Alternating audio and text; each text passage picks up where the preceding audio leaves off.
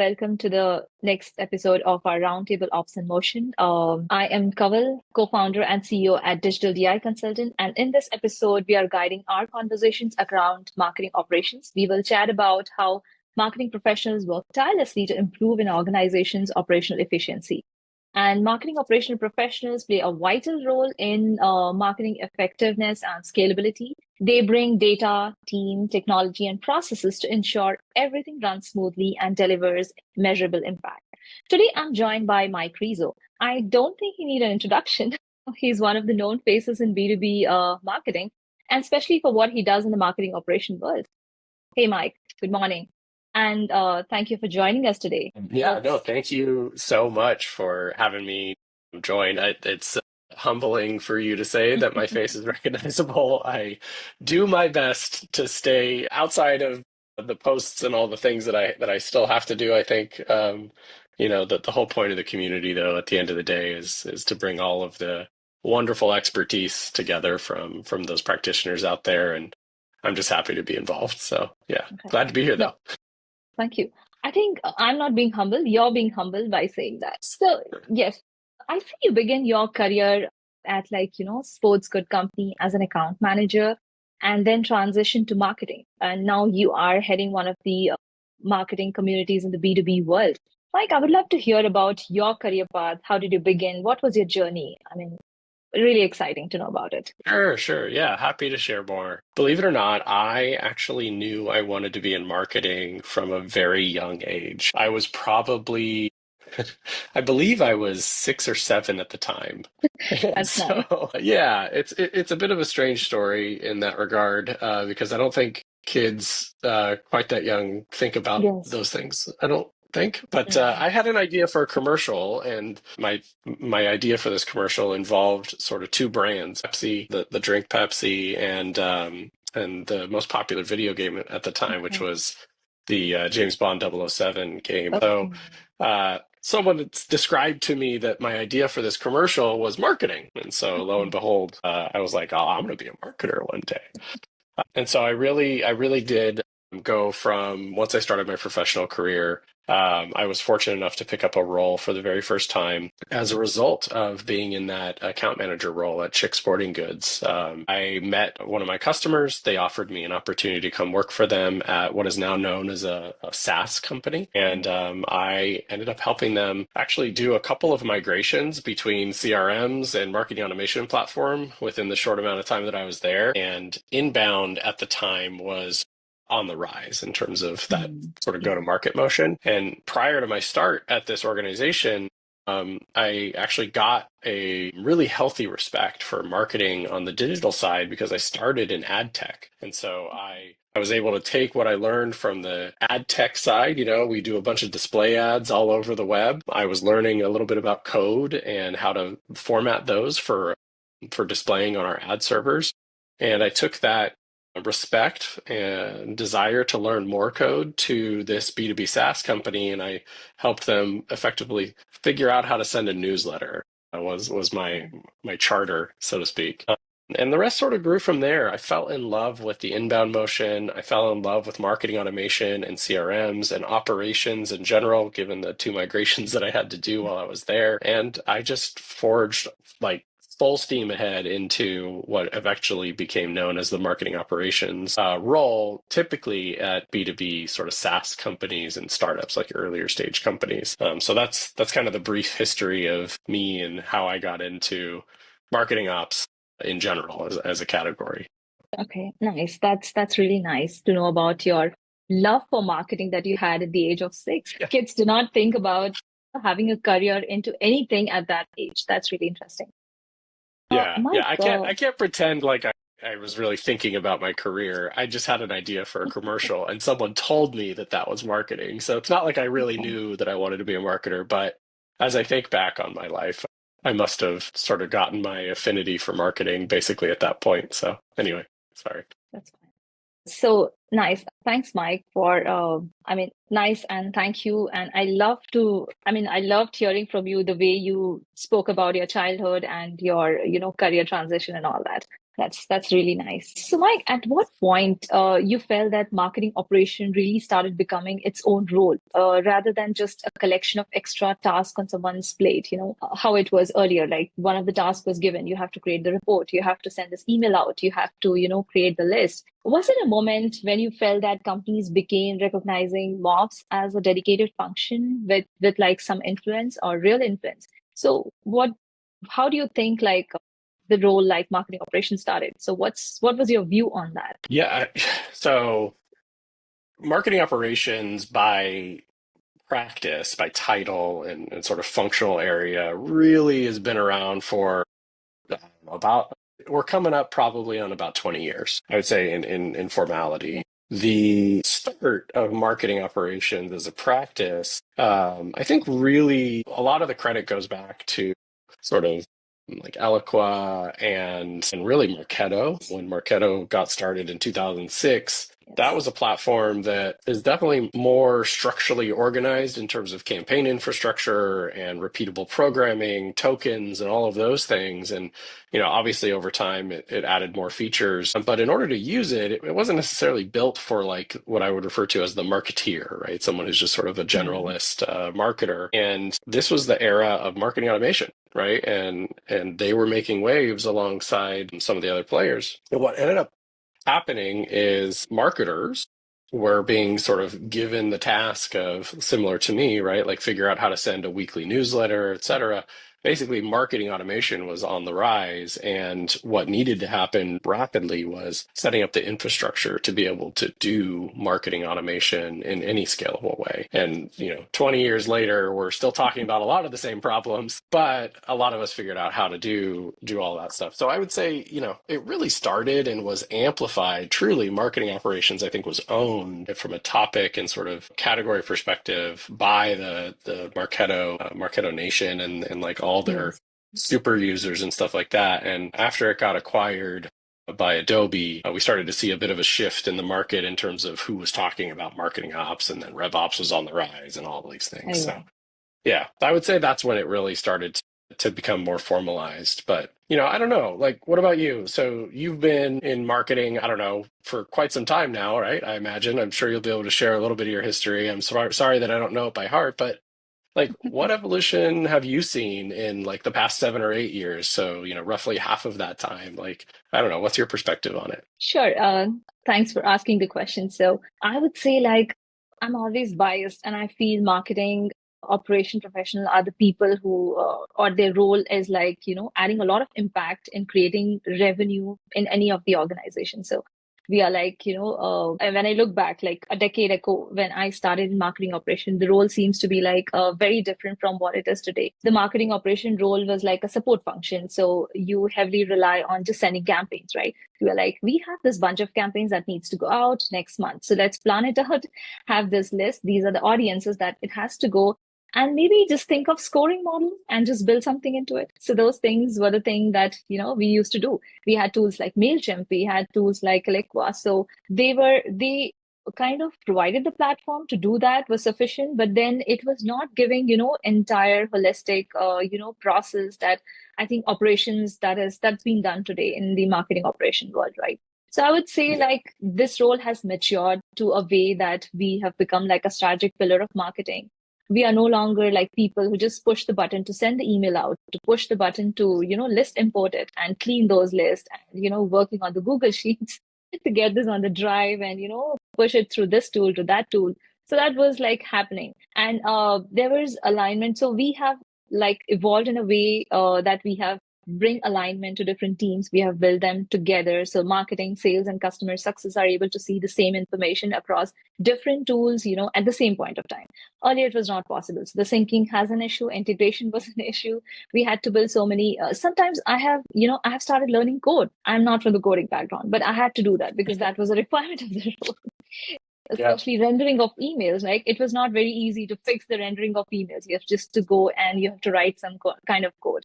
So yeah, having said that, I have seen three kind of, big shift. that I would say like technology explosion to consolidation. So like I would say early on when I started, I was juggling with different tools, like 15 or 20 of them together. And it was like, Yep. you're trying to tape them together with a duct tape and put them together. You're trying to put them together. They are not together. So that was a specific problem that we used to have. So many tools, but they are not well integrated. They're not synced together. But today, when we talk to any C level or any executives, like they talk about consolidating technology, we talk about reducing cost, and we talk about driving efficiency. But that was not the case earlier. We were just trying to add tool on top of another tool to get things done to solve one specific problem, which has evolved now. So I would Yeah. say that that's really add a lot of value to the financial and strategic decision maker also. So MOPS is also playing a role there because it's helping them reduce the cost and making things better. And now Yeah. there's more focus on integration, consolidation, and getting more value from the stack, just like not adding more and more tools on top of each other. So the Yeah. second shift I would say is like data and insights to decision making power. So today we are expected to surface insights. So, everyone is expecting some insights out of the report. We are able to add some value to the strategic decisions or even in the forecasting, right? Executives or leadership are able to sit together and understand what is happening right now and how they would like to proceed in the future. So that's a good part that a MOPS is playing. I used to spend earlier a lot of time working on Excel, getting those reports together and put them together to just show like what happened last month. I really remember those days, but those days are gone. I'm really happy about it. Now, I'm expected to provide insights like why this campaign or why this source generated the most lead, and we are able to do that, and what it means for the pipeline and what we should do next. So this shift is also good because it's providing or shaping marketing operation, being perceived like over the years. And now coming to governance and efficiency to scale, like with the rise of privacy regulations, AI coming in, global teams, governance, processes and scalability have become just as important as campaign speed. Like it's not just run the campaign. We have to have these things in place for the campaign to go out, right? So this is the kind of infrastructure that we have. So MOPS professionals have Mhm. become the guardians of data integrity. They are looking at compliance. They are making sure the operation is excellence. I mean, you name it and we do it, right? Over the years, we have been taking on and on and on, and we have been thriving through it. So in Yeah. short, I would say the biggest evolution is like marketing operations have gone from back-end executors to becoming business critical strategists. I think this shift is going to accelerate more with AI and the automation shaping the next wave. So really excited for that. Yeah, yeah, I totally agree. I mean, I'm sure you've heard me talk before about some of these things as well, to just sort of like pull on the thread a little bit further. What I would interpret what you're saying, Kaval, is you're really a steward of translating the unique go-to-market motion of any business, Mm, right? So, like every business has their own hypothesis of how they yes. want to go to market, inbound, outbound, paid, organic, a mix of all of those things, events. Webinars, Yeah. podcasting, you name it. And everybody's hypothesis is different. And so you need to adapt those go-to-market motions, right? Those you Yeah. sort of have to first and foremost understand them, what their sort Mm, of core values are, and how an organization might want to track the success of those things.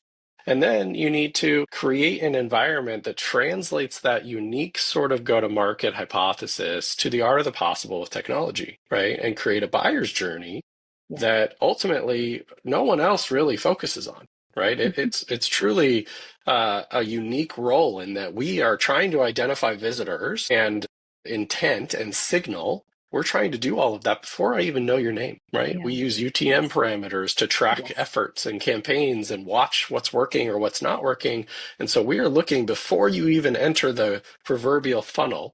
We're looking for signal, and we are looking at the end of that funnel when you become a customer and when you try to buy again or you decide to upgrade or whatever it is. We're looking at the entirety of that journey. And really, no other role does that. But Yes. not only to your point, not only do we have to think about that, understanding that entire funnel from before we know you to you became a customer who hopefully bought again, we're also responsible for the safe and compliant manner and in which we need to do that, right? So we Yeah. have to have opt-ins and GDPR and all of those things. So that means data integrity and cookies and all of those things. And then on top of all of that, there's your internal stakeholders, which are also your Yes. customers, right? And Yeah. some people don't like the term internal customer. You can call it whatever you'd like, but at the end of the day, those are all your users. And your product is made up of many products. Thankfully, they are being consolidated to your point, right? And what we're working hard on at the marketingops.com community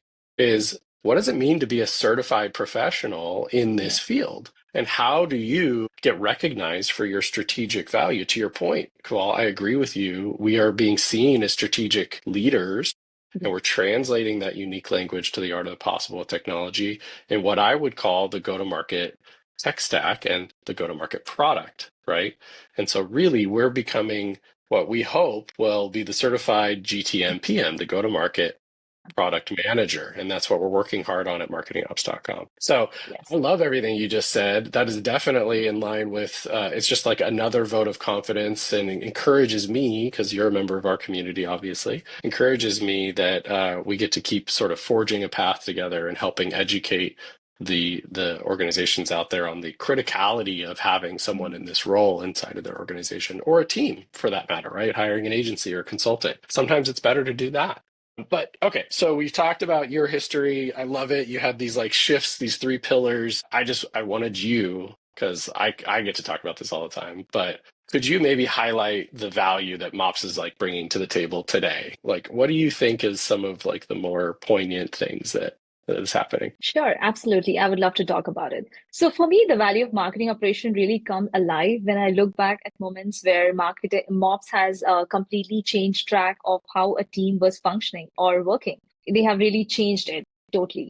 So I can think of an examples like imagine marketing and the sales team are always, fighting or juggling over lead quality. Marketing feels that they don't get the credit. Sales says that, okay, we are driving the entire revenue. You are not adding any value there.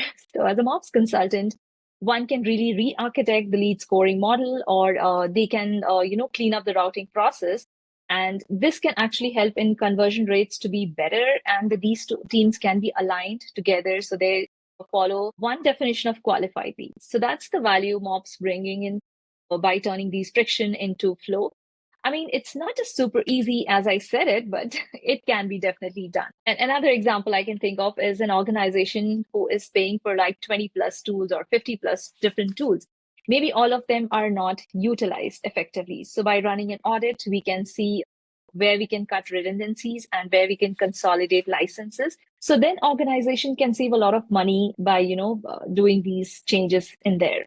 But beyond cost saving, it also give them a cleaner and more integrated system that the team can trust. So that's also important for the team. And one more, leadership can think of how important, I mean, they can understand what pipeline a specific campaign is really generating, right? So, and what is the forecast or why is the forecast off? Thanks to the processes and the reporting framework that MOPS own today, one cannot just tell about these values or these metrics, but they can also show or show like or how the future is shaped based on these strategies.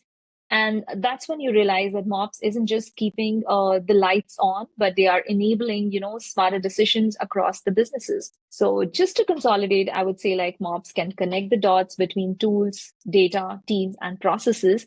And so the rest of the organization can actually focus on growth. And without these foundation, I think even the best marketing ideas can't scale. So we need to do that. Totally agree. So we spoke a lot about marketing operation roles, profile, careers, and different shift and how MOPS is like evolving. What is the growth, evolution, and how it is adding value to organization. And I'm very curious to know like what inspired you to start a community dedicated to marketing professional operations, right? Because I have not seen many of these titles or roles have a community, but it's really nice to have that. Thanks for starting this community because it's really proud to say that we have a community for marketing operation professionals, right? And we are heading to the events, we are networking with the people, we are writing blogs for it. There's so much that we can do, and it really adds a lot of value being okay. I am from marketing operations, right? So I thought like I can ask you this question today since you are here in front of me. Yeah, totally. No, thank you for asking. Honestly, the community started as a very selfish endeavor. The challenge often with being in a smaller organization is that you're usually a team of one when it Yes. comes to marketing Mm. operations. So it was about 2016, 2017. Slack was still pretty new to everybody at that point, and our organization was still struggling with whether we were going to move to HipChat or one of the other tools. And so along the way, we discovered Slack was kind of an up and comer. And I realized that you could open a public channel to really anybody, right? Mm. And so I said, hey, as I ventured off, I was at a B2B SaaS startup. I was running field events and marketing operations. So I was effectively doing what you typically see, which is wearing multiple hats, demand gen, marketing Yeah. ops, all the things. And I would get an opportunity to meet folks like yourself at these conferences. And I would say, hey, if you want to stay in touch, like I started this Yeah. little thing on this thing called Slack, right? And I wrote a blog post about it. People started to find that blog post in 2019, and they started to ask me very regularly to join. So there was a Mm. shift in the market. I think Yeah. people were tired of feeling alone. They were trying to figure out Mm. how to go through marketing ops and navigate this world of the technology explosion that we were going through. And we were Yes. just stumbling and fumbling our way through all of these things and figuring it out, right? And so as people endeavored to join, I said, hey, I'm a marketing automation nerd. I'm going to figure out how to streamline this process a little bit. And I did that in 2019. And as more people joined, really it just turned into a labor of love. And so none of it was planned. I didn't say, hey, I'm going to go do this and here's my vision for what it's all going to Mm. be. But it started to build on itself. Questions were being asked in the community, and it gave us directive and direction. Right around that 2021 timeframe, 2020, 2021, that community-led motion was really popular. Yeah. I actually had been asked to come back to that SaaS company where I was running field events and Mm. marketing ops, and I was asked to help them build their customer advisory board in their community. And so I was very community minded. And so here I was building this Oh. community of practice, marketing operations, marketingops.com. And I was building this customer community for this software company. And eventually I was given the chance to go focus a bigger chunk of my time on marketing ops, what is now known as marketingops.com. And I'm really like thrilled that we all get to do this together. As I sort of said at the top of the call, I'm here to help amplify the sort of voices that are doing all the incredible work these days. I don't get to practice marketing ops quite as much as I used to, but that's okay because we're no longer alone, right? I like to say you can kind of Yes. go from a team Yeah. of one or just a few to a team of thousands because we have literally thousands of people in our Yeah. community that you can immediately engage with and say, hey, here's what I'm thinking about, or today we saw a post. I'm looking to get a webinar platform to integrate with Marketo. What's the latest and greatest, right? And there's a Mm. series of people talking about it. So it feels good to be able to do that and not really feel so alone anymore. So yeah, I was inspired by being alone, I guess. Yeah, I mean that's really true, and it actually resonates with what I faced. To be honest, when I started my career with Marketo, there were very less documentation videos available online, so you have to just practice on the sandbox and just do yourself whatever you have to do, and there was no one to ask to. Unless and until you have a colleague of your own or your friends who is working or doing the same stuff what you're doing, right? So it was like always trial and error. I mean, sometimes you just get stuck. There was a small kind of thing like some people are good in something and some are good in something else. So if we are all joined together, like connected together, like a community, you can ask these questions. So definitely you get answers. You have different options, different ways to try things. Earlier, it was like a lot of time. I think individuals were spending a lot of time on their systems, to solve this on their own. I mean, we were able to solve, but we could have taken like one day to solve one piece or one puzzle. But then if we all are connected, it takes less time to, solve all of these things. So yes, I really see the importance of having a community. That's really, really nice. So having Yeah, it said helps a that, lot. I mean, it's really exciting to have this community. And I see about MOP Apalooza, right? So I have seen it through virtual. I haven't attended that. So I would be attending it the first time this year. Do you mind telling us more about MOPS Apalooza and how it has evolved over the years, how it has grown over the years, right? And how it is helping the marketing operations profession? I mean, I know some of it, but I think you were the good one to highlight more. Sure. MOPS Apalooza was born out of the community. So when we Mhm. talk about community led, like I mentioned a moment ago, we really do build based on what the community is asking for. What happened with MOPS Apalooza is that the Marketo Nation and Marketo product was acquired by Adobe.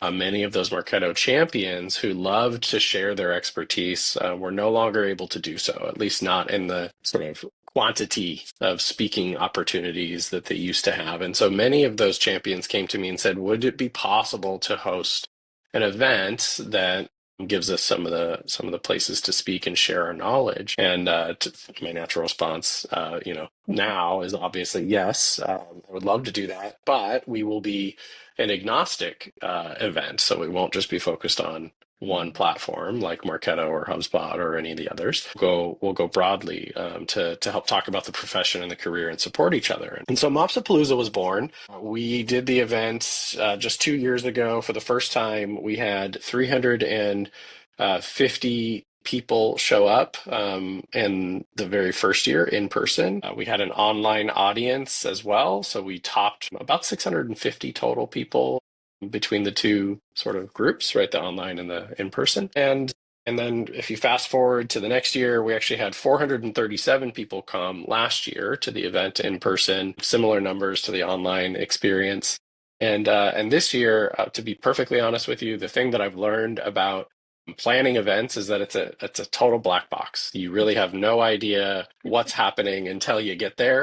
I can tell you that we have 250 people already registered to go, but I have no idea if that means we're going to be at 350 at the end or 550, because unfortunately everybody likes to wait until the last Yeah. 4 weeks to buy their tickets. But things have been growing. It's been a really good movement in general for the community.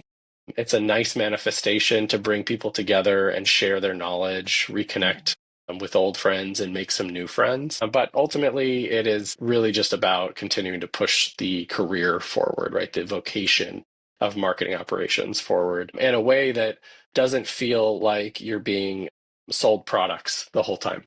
We hold very true to our values, unlike other events in our space that we're all very used to, right? Inbound, Dreamforce, you name it, even Adobe Summit, right? Like those events exist for one reason, really, and it's to help sell software. And they should exist for that, right? It's a software company that's putting them on, and their goal should be to try to drive adoption of their products and ideally new sales as well, right? And in our case, we don't exist for that. And so we Yeah. hold true to those values as best as we possibly can. We don't sell any stage time, and we are really a community-led event, and we let our speakers get on stage and share their knowledge.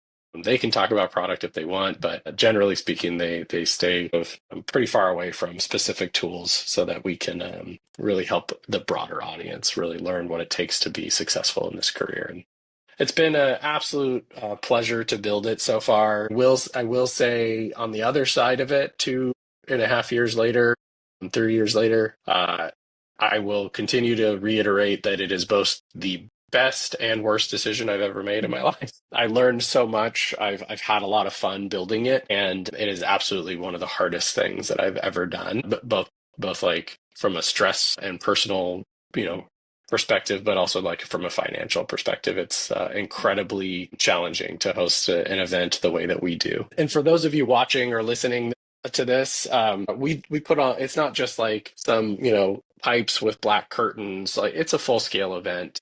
It feels proud to have talked about it in the way that when people showed up to our first year, they went, "Whoa!" I thought this was going to be a conference, but I didn't realize it was going to be like this, right? And that made me feel really, really good and happy. Our audience deserves that. It's a labor of love, and we have been trying our best to continue to grow it. And no matter what, as we continue to build on MOPS Apalooza and our local chapters and some of our workshops, whether online or in person, the whole point is that we're just trying to make sure we cater to the needs of the community and deliver on the value of education and connection, right? And so whether it's MOPSA or any of those other things, that's what we're here for. Wow, nice and sweet. I mean, I really love that. The way you described it's really nice. Yes. I agree. I mean, it's really doing the work that the motive the motive of the Apalooza event. I think it's actually doing it, so that's really great. So having said that, I think we are end of our episode. So I think we had a nice, insightful and great conversation. What really stood out to me in this discussion was how far marketing operations have come from being drivers of growth, alignment, and efficiency. And your stories about community building and empowering MOPS professional really show how important it is for us to learn from each other in this field to keep evolving. And to everyone listening, whether you are deep marketing operations or just starting to explore it, I hope this conversation gives you a sense of value MOPS bring onto the table and maybe even some inspiration to think about how you're going to apply these lessons in your organizations. And to our audience, stay tuned for the next episode of Ops in Motion. Until then, keep experimenting, keep optimizing, and keep moving ops forward. And Mike, thank you for sharing your journey, your perspective, and how marketing operations have evolved and the impact that they continue to make across B2B world. Thank you. Thank you, Kawal.